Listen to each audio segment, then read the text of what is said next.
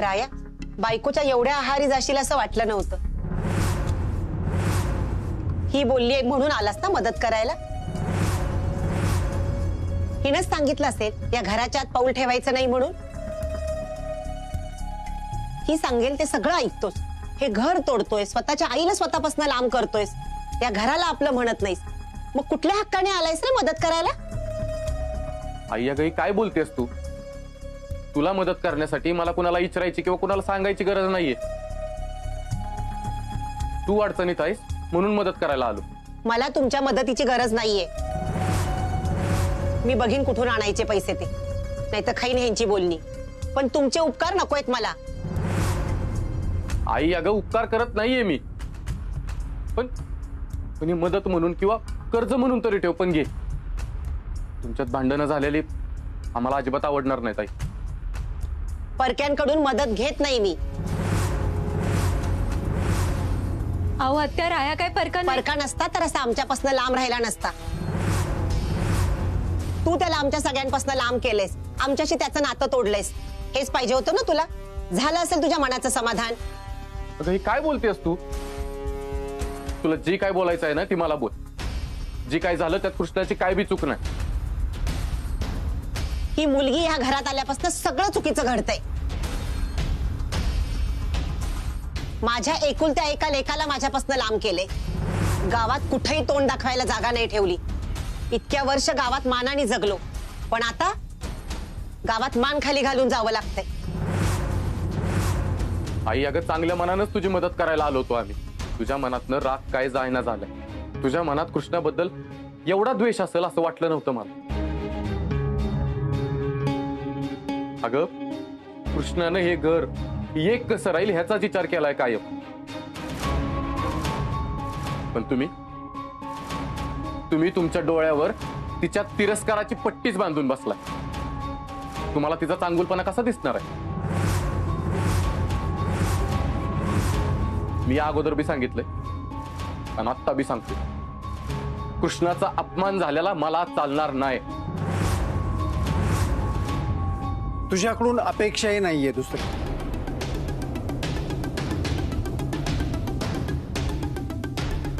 आई बाप, आजी आजोबा ह्या सगळ्या नात्यांची कदर नाही राहिली तुला.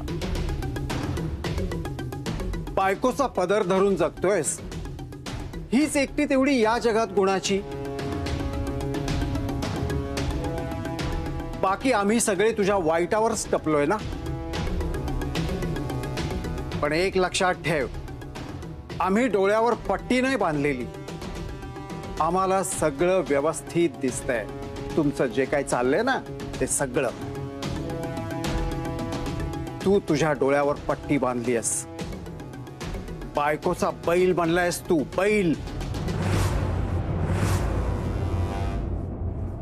बायकोचा अपमान झाल्यावर तिच्या पाठीशी खंबीरपणे उभा राहणं हे नवरा म्हणून कर्तव्य आहे माझं. आणि हे सगळं आहे ना मी तुमच्या पोथी पुराणामधूनच शिकलो. तुमच्या भाषेत ह्याला जर बैल होणं म्हणत असतील ना तर हो, हाय मी बैल.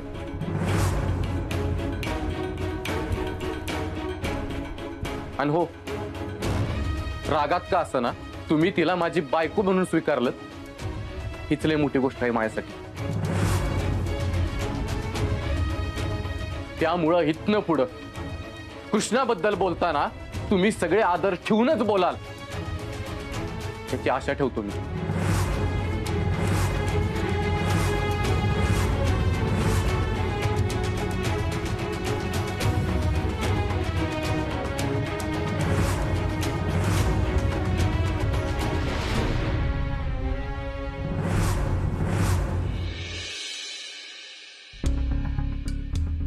मोठ्यांशी कसं वागावं, कसं बोलावं याची साधी शिस्त नाहीये त्याला. अहो पण एक शब्द बोलू नका तुम्ही. हे असंच तुम्ही सतत पाठीशी घालत आलात ना, त्याचे परिणाम भोगतोय आपण. अहो पण त्याची बाजू तरी समजून घ्या. तो घरात चोरी झाली होती म्हणून त्यांना मदत करायला आला होता ना. शेवटी तो विद्यार्थ्यांचा वारस आहे, आपला नातू आहे ना. हेच आजवर चुकलं तुमचं. नातू नातू म्हणून सतत त्याची बाजू घेत आलात. आज हाच नातू सगळ्यांसमोर त्याच्या आजाची इज्जत वेशीवर टांगतोय.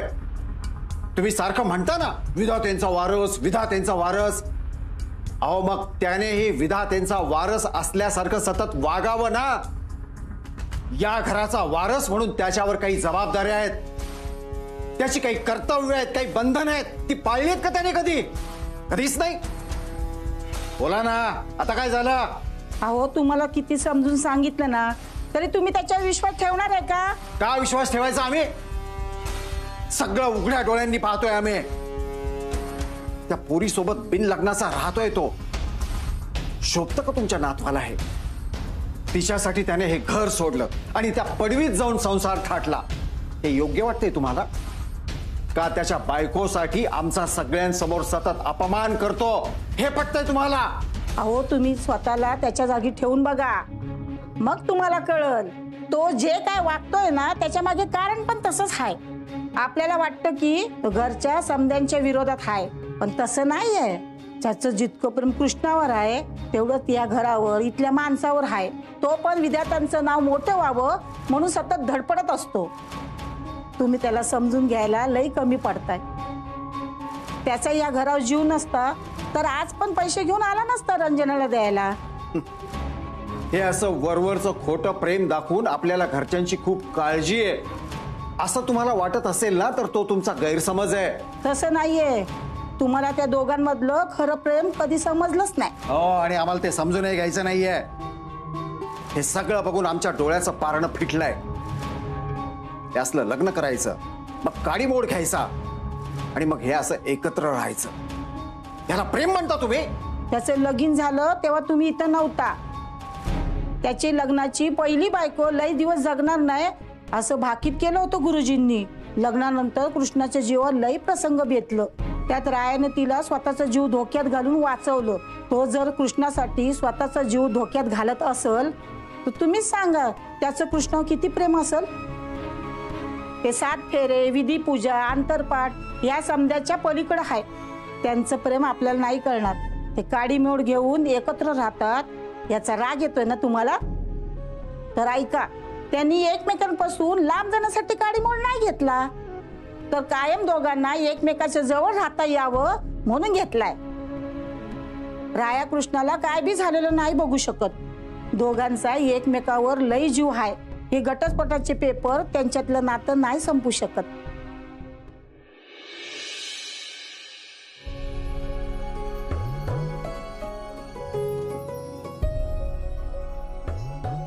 कृष्णा, बरं झालं तू आलीस बघ. तू नव्हतीस ना तर कुठल्याच कामात लक्ष लागत नव्हतं. काहीच काम करू वाटत नव्हतं मला. सारखं तुझ्या डेस्ककडे लक्ष जायचं. आणि कितीतरी अशा गोष्टी होत्या ज्या तुझ्या संग बोलून मग त्या करायच्या होत्या. लय कामं राहिलेत बघ. आता मी आली ना, आता आपण दोघं मिळून काम पूर्ण करू. तुला असं वाटतंय ही सगळी कामं एका दिवसात पूर्ण होतील? अगं सगळी बिलं बघायची आहेत, टॅक्सची मोजदात करायची, तो भरायचा आहे आणि पगार बी काढायचा आहे. होईल एका दिवसात? का नाही होणार? दोघं मिळून केल्यावर समज होणार. चल कामाला लागूयात. चल लागूया. हलक्यात कामच नसतंय बघ आपलं. तू बस. हा,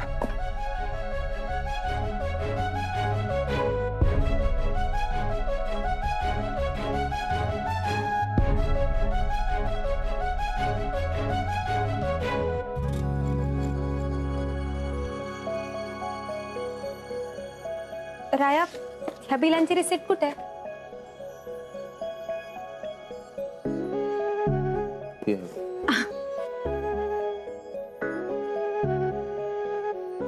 हा.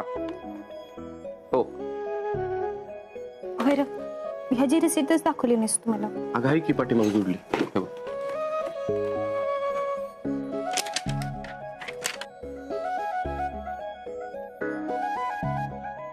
सर आत येऊ का?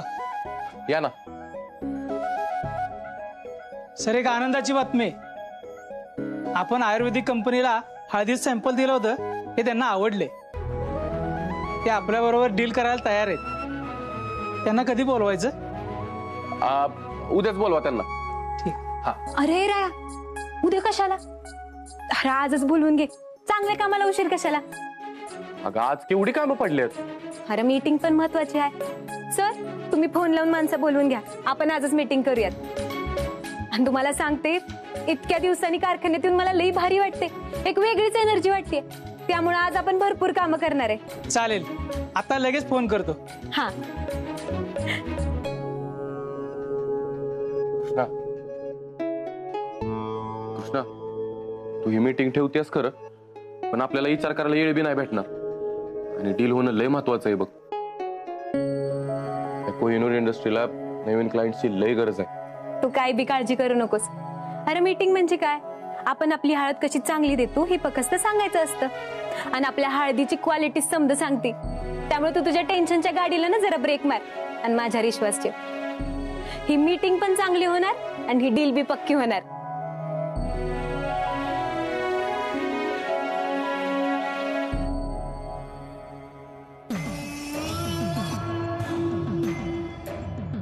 आंत्र काय ग, इथं त्यांनी त्यांची समधी इस्टेट तुझ्या नाव केली आणि मला सांगितलं बी नाहीस वी. नाही ग, नाही केली. मला तुझे सगळे टोमणे कळतात हा गुली आत्या. विधाते काही भोळे नाही आहेत त्यांची सगळी प्रॉपर्टी माझ्या नावावर करायला. पण एक दिवस ही सगळी प्रॉपर्टी माझ्या नावावर करते का नाही बघच. अगं तुला जरा तर काय वाटतंय का नाही ही अशी निवांत बसली असती. त्या पैशांवरनं घरात युद्धच व्हायचं राहिले. मी जर गावली बिवली तर मी बरे गप बशीन ग. तुझी मी समधी करतो बाहेर काढीन. त्याच्यामुळे जर तुला अडकायचं नसेल ना तर गप गुमान त्या गुंडाला फोन लाव आणि त्याला म्हणावं आमचं 2 लाख दे आणि आम्हाला ह्यातनं मोकळं कर. अगं पण तो फोन करतोय असं म्हणाला होता. त्या गुंडांवर काही विश्वास ठेवू नगस. ती नसत्या ते शान. जिकडची सुपारी येईल का नाही तिकडच जाते ती. आत्ताच्या आत्ता तू स्वतः त्याला फोन लाव आणि त्याला म्हणावं पैसे तयार ठेवू, आम्ही न्यायला येतोय. लावते.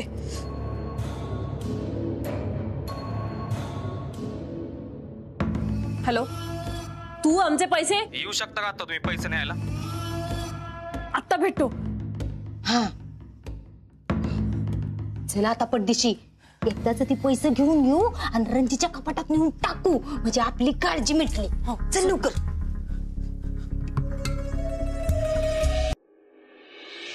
आत येऊ शकतो का?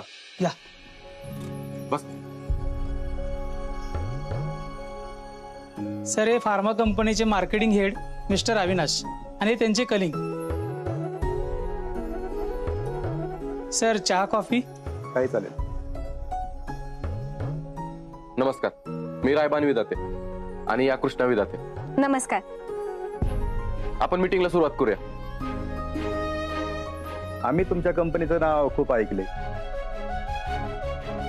आणि फक्त ऐकलंच नाही तर तुमच्या हळदीचं सॅम्पल पण खूप आवडले आम्हाला. आम्ही आजवर अनेक कंपन्यांकडून हळद मागवली, पण तुमचे जे सॅम्पल आले त्याची गुणवत्ता सर्वोत्तम आहे. आम्ही तुमच्या हळदीची टेस्ट केली तेव्हा आम्हाला कळलं ती अत्यंत प्युअर आहे. हो ना, नाहीतर प्रॉफिटसाठी आजकाल सगळेच भेसळ करतात. कोहिनूर इंडस्ट्रीज पहिल्यापासूनच फायद्यापेक्षा गुणवत्तेचा विचार करत आली आहे. हो, ते जाणवते तुमच्या हळदीवरून. म्हणून तर आम्ही आज तुमच्याशी सविस्तर बोलायला आलोय. आम्हाला मोठ्या प्रमाणात हळदीची गरज असते. आम्ही तुम्ही दिलेलं कोटेशन पाहिलंय, पण आम्हाला ते आता तुमच्याकडून समजून घ्यायचंय. कसं आहे सर, ऑफर ही तुम्ही आमच्यासोबत किती वर्षांचं कॉन्ट्रॅक्ट करताय यावर अवलंबून आहे. तुम्ही 1 वर्षाचं कॉन्ट्रॅक्ट केलं तर फायदे वेगळे आहेत आणि 5 वर्षाचं केलं तर त्याचे फायदे वेगळे. तर सर्वप्रथम मी तुम्हाला आमच्या कोहिनूरच्या हळदीबद्दल थोडी माहिती सांगते.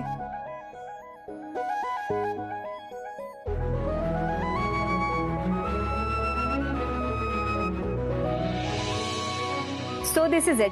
तुम्ही आमच्यासोबत डील केली तर तुम्हाला हे सगळे फायदे मिळतील. आमच्याकडून हे डील पक्क समजा.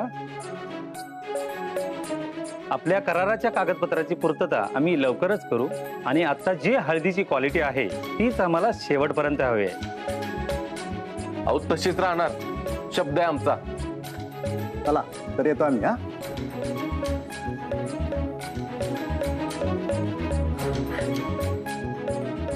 कृष्णा कृष्णा कृष्णा, अगं राया काय करतोय सर? आपण ऑफिस मध्ये कोणी बघितलं तर? अगं आज मी लई खुश आहे बघ. एवढी मोठी डील आपण आपल्या पदरात पाडून घेतल्या. ही सगळं का नाही फक्त तुझ्यामुळे शक्य झालंय. आपल्यामुळं. बरं चला साहेब, कारखान्यातली कामं संपली आहेत, आता घरी जाऊया. काहीतरी गोडधोड बनवते. अरे वा, चल.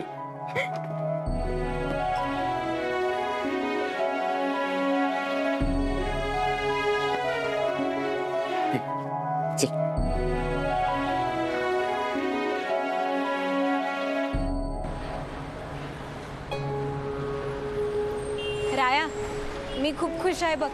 मनावरचं मोठं ओझं उतरलगत झालंय. का ग, काय झालं? काय झालं म्हणजे, खरं ती डील कॅन्सल झाली म्हणून मला किती वाईट वाटत होतं. सारखं असं वाटत होतं माझ्यामुळेच झालं. खरं तर मी तुला पाणी भरायला घरी थांबवायलाच नको होतं. तू कुठं थांबवलंस? माझं मीच थांबलो होतो. थांबूनच द्यायला नको होतं. ती डील कॅन्सल झाली म्हणून कारखान्याचं किती मोठं नुकसान झालं. मला लई वाईट वाटत होतं. तू एवढ्या कष्टानं कारखाना उभा केलास, त्या कारखान्याचं नुकसान झालेलं आणि कारखान्याबद्दल कोणी वाईट बोललेलं मला बिलकुल आवडत नाही. किती काळजी करतेस ग तू? आणि एक डील कॅन्सल झाली म्हणून काही लय नुकसान होत नसते. अरे पैशाचं नुकसान होत नसेल, पण मान सन्मानाचं काय? ती लोक तुझ्याबद्दल मनात गैरसमज घेऊन गेली. त्यांना कुठं माहित आहे माझा राया किती जीव ओतून कारखान्याकडे लक्ष देत होती.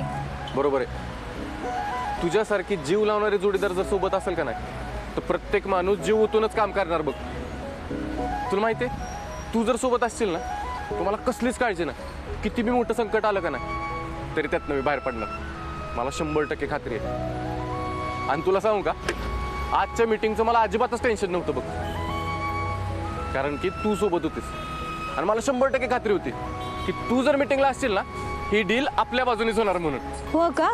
मग ती मीटिंगसाठी लोक यायच्या आधी कोण घाबरलं होतं? कोण? मी? हे अगं, मी कशाला घाबरतोय? ते तू घाबरावी म्हणून मी घाबरायचं नाटक करत होतो. मी घाबरावं? मी घाबरावं? हा? चल बस.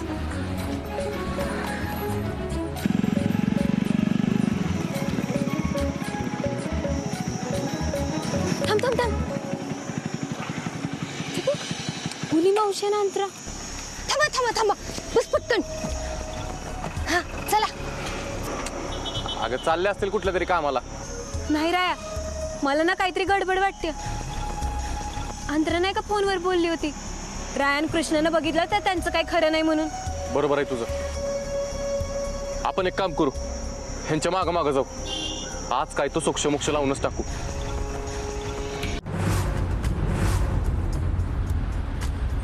अंतरे, आपल्याला घरातनं निघताना कोणी बघितलं नाही नव्हता? हे, कशाला कोणी बघतंय? आणि बघितलं तरी त्यांना वाटेल आपण बाजारात चाललोय ते. अगं मग माघारी येताना काहीतरी आणाय पाहिजे की. हा मग घेऊ की. 2 लाख रुपये मिळणार आहेत ना गुंडाकडून. हा, तू तर त्या 2 लाखाकडे बघू बी नगस. तुला तर वाज बी घेऊन देत नसती मी. त्या 2 लाखावरनं घरात किस्ता राडा चाललाय बघतेस नव का? ती काय नाही बघ. त्या गुंडाकडनं 2 लाख रुपये घ्यायचं आणि गुपचूप नेऊन रंजीच्या कपाटात ठेवायचं. ईशाई सपला.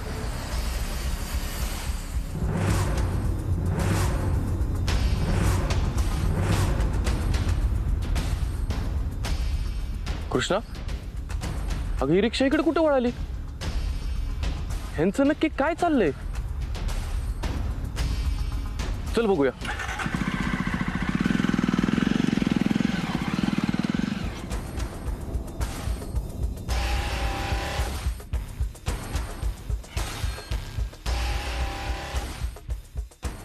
हे घ्या, राहिलेले पैसे द्या. चल ना आता, सुट्टे पैशांनी बंगला बांधणार आहेस का? चल.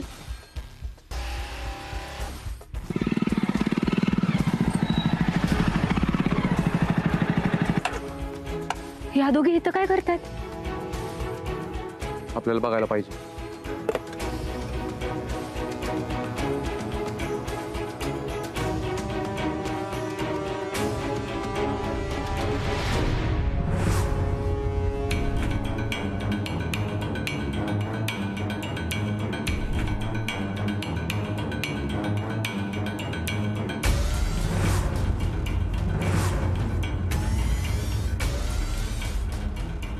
हा माणूस कोण आहे?